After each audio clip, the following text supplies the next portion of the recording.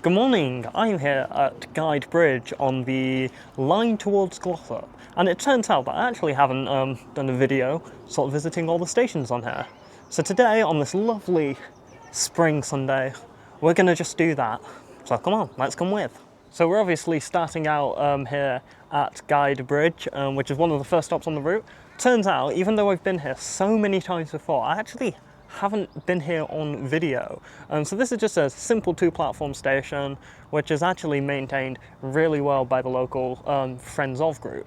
It usually gets a good few trains an hour, both going towards Glossop and Hadfield, but also a lot of them go to Rosehill Marple via Hyde, which is the video for another time. And also at the same time, it gets trains passing through from TransPennine Express, going from Manchester Piccadilly towards Ashton-under-Lyne. So yeah, so the plan for today seems to mainly just be going back and forth between stations, and the first station that we are going to visit today is one that usually isn't served by the trains to Glossop and Hadfield. Yep, the first station of the day that we're going to is going to be Gorton, because today's a Sunday and for some reason the trains just go there. And also, Ruben's here! Say hi, Ruben. Hi, Ruben.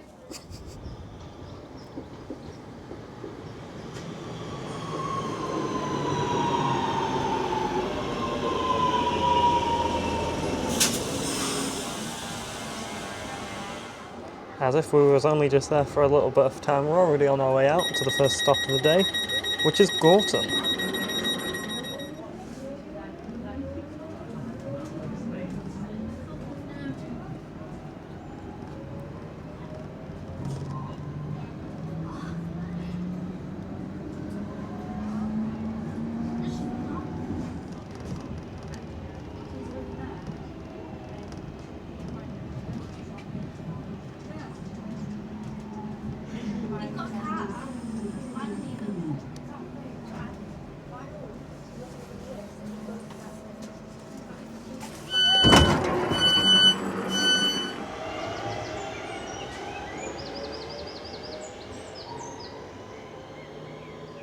And here we are at the second station of the day, Gorton, and as it turns out it was a B Network exclusive livery on the 323, which I've finally been able to get a ride on, even if it was just for one stop. And this is just your regular northern two-platform station. It's got a footbridge, a ramp, waiting shelters, benches and bins, and that's about it. It's basically your typical suburban station. So this station usually gets around 2 trains an hour on weekdays going down to Rosehill Marple, although the Rosehill Marple line doesn't actually operate on Sundays. So today, it's actually operating between Manchester and towards Glossop and Hadfield.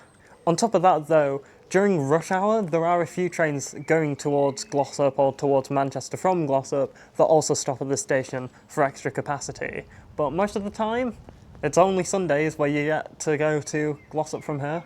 Well, it turns out I've never actually been to this station, so I guess I'd visit it even if it technically isn't considered a part of the Glossop line. And on that very flickery departure board, it's going to be the 12:09 service that we're going to get, all the way to Newton for Hyde, and then from there, we're going to have to do a bit of a walk. And here comes our train. Funnily enough, it's literally the exact same one that we came in on.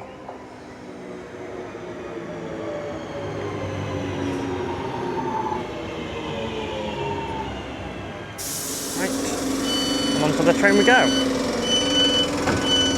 We're on this until Newton for Hyde, which isn't too far, but from there we're actually going to need to go for a walk back down to Flowery Field. And here we are at Newton for Hyde. Now let's see this train leave, and then we've got to do a little walk.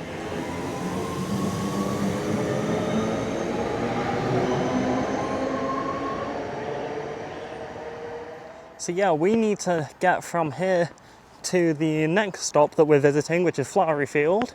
We have 28 minutes to do so, but the Google Maps says it takes 20 minutes. So what we're going to do is that we're basically going to try and make our way there as quickly as possible. So yeah, time to walk. It's quite a long station ramp. In fact, pretty sure this is the longest I've actually had to deal with before, which I guess begs the question, what's the longest ramp down to a station in the country? Because I think this is one of the contenders, because this is at least a couple 100 meters.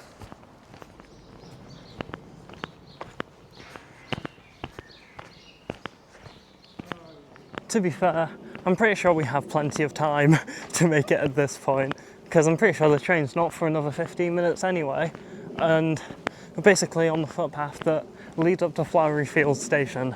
So I don't think we needed to rush as much as what we did in the first place, but even then, it's nice not to leave it too tight with connections. And also, one thing that I guess you guys should probably know about me is that I'm gonna try and be as early as possible. Like, even if there is no chance of missing something, I'm gonna be there early. But it's all right anyway. And there we go, Flowery Field. I'm pretty sure we made this with over 15 minutes to spare. So actually, I think we did quite well with that. But as I was saying, you just never know with these things. So sometimes it is good to just leave plenty of time to get trains. And I'd much rather be really early than miss a train and then have this video go on until like midnight. Now I must say, this is most definitely my least favourite station on this line. And if I'm gonna be honest, this is a contender for one of my least favourite stations in the entire country. Because what do you call this? This is just a pair of platforms and a waiting shelter. And it's kind of just a bare minimum for a station. There's not even a departure board. I'm pretty sure there's no bins. And there's nothing that really makes this station attractive in any way possible. It's just two platforms and a quite hostile tall green fence. So, sorry Flowery Field, but it's just a station. Can I just say as well, the entire walk here and while I'm stood on the platform, I have not seen a single flowery field anywhere. So the entire actually, station is a scam. So actually, the name Flowery Field is actually named after a field on that side of the station, which is called Flowery Field. Although if I actually look on Google Maps, I think you'll be quite disappointed, because you think, oh yeah, Flowery Field, it must be well colourful. Are the flowers in the room with us right now? That is not very flowery. That's just a field. So, I'm just going to say here to Northern, if you're watching this, can we please rename Flowery Field to just Field? You know, because I feel a bit conned out here. I might have to leave a bad Yelp review. But yeah, I mean, to be fair, I kind of knew that the station wasn't the best, so it's a good thing that we don't have an hour wait here then. And just like that, yet another 323. And to be fair, that's the theme for today. It's just Northern Rail 323s. We're getting on this all the way to Godley, and then from there we're going to have to walk a little bit more to another station called Hattersley. We're getting on this to Godley anyway, that's the main goal.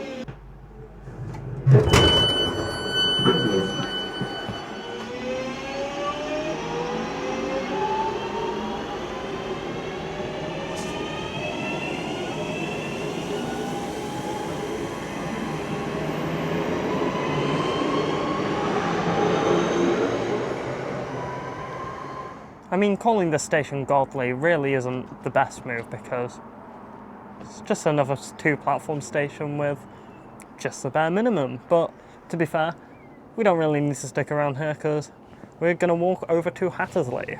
And here we go, starting off a roughly 25-minute walk to Hattersley, although we have roughly an hour actually to complete this in, so we're not really in any rush. We're just going to take it slow. And oh yes, it's looking very much more wild here now. Let's try not to get stung by nettles. Shall I tell you what this walk is actually reminding me a bit of? Oh yeah. It's reminding me of our little expeditions that we sometimes do to try and spot steam trains on the East Lancashire Railway. Because as it turns out, I mean, relatively similar terrain to what you'd see over near like Ramsbottom and whatnot. However, here, I'm not doing this to see steam trains, we're just doing this to get a northern service to Glossop. But even then, pretty sure it'll get a little bit pleasant once all the whirring of the miscellaneous factory next to us starts fading away. There we go, now that the whirring of the factory's gone, it's actually quite a pleasant walk here. Although it does seem quite quiet, but then again, it is only a Sunday. I mean, it's turned out to be a really lovely day. I mean, my main concern coming out and doing this was that, oh, it could be raining, because yesterday, absolutely chucking it down with lightning. But today, however, it's just lovely. So, I'm glad I came out and did this today. And look, the second that the suburbs end, it basically just becomes fields and hills. So, it's nice that we're out of the city, and to be fair, the next few stations are actually going to be somewhat nice. And look at that, we're already at Hattersley, although, to be fair, I'm pretty sure, yeah, we basically have about 40 minutes of a wait here. I mean, this certainly is a bit of a eerie station. I mean, it has a ticket office and stuff, but it's closed. And then down here, it's just a brunnel. I think I'm going to coin the term brunnel because it's a bridge, but it's like got a covering on it, so it's kind of also a tunnel at the same time. And it's probably got, the station's design is one of which I think it makes it a bit unique, even though, well, for this line anyway, even though it's common elsewhere, and that is because Hattersley is an island platform station. And on the Glossop line trains, if you exclude Ardwick, this is only one of 2 stations on the line that has a bit of a different platform layout.